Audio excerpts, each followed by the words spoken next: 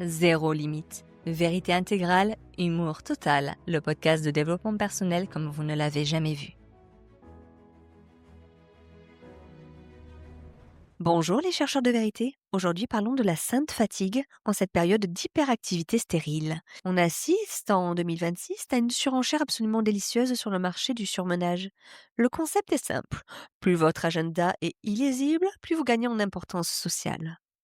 On a réussi à transformer l'épuisement en un signe extérieur de richesse morale. Si vous avez le malheur de dormir 8 heures par nuit ou de savoir ce que signifie le mot loisir, vous êtes immédiatement déclassé au rang de parasite de la croissance.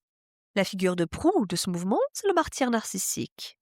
C'est cet individu brillant qui s'inflige des semaines de 80 heures pour pouvoir regarder le reste du monde avec un mépris teinté de pitié. C'est une stratégie de positionnement magistrale.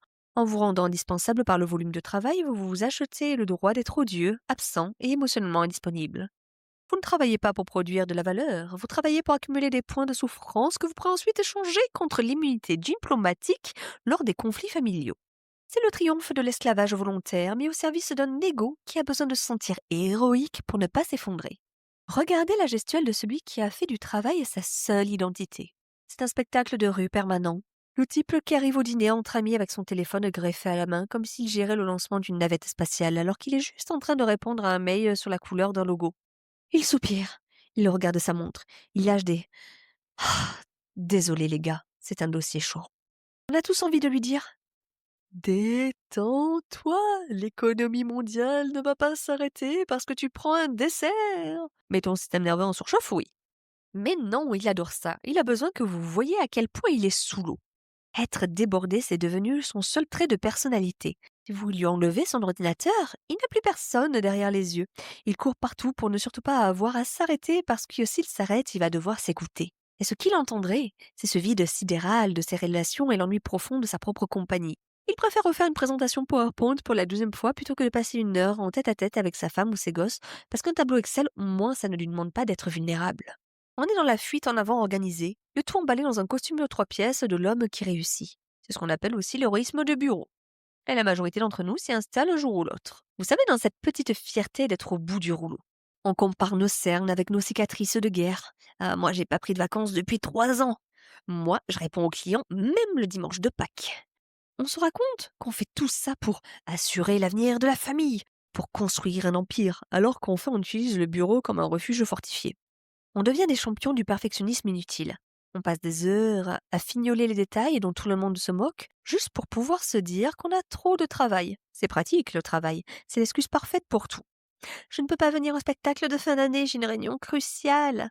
Je n'ai pas le temps de discuter de nos problèmes de couple, je suis épuisée. On se transforme en martyr professionnel pour éviter d'être les partenaires ou les parents présents. On se complaît dans ce rôle de sauveur de l'entreprise qui se sacrifie alors qu'on est juste des lâches qui ont peur de la vraie vie.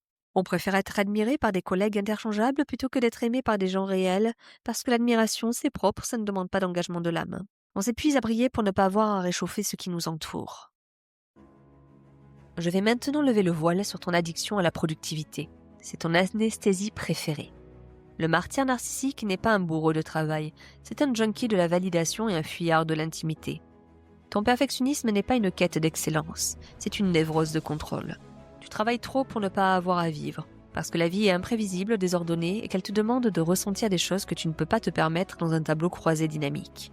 Ton épuisement te sert de piédestal.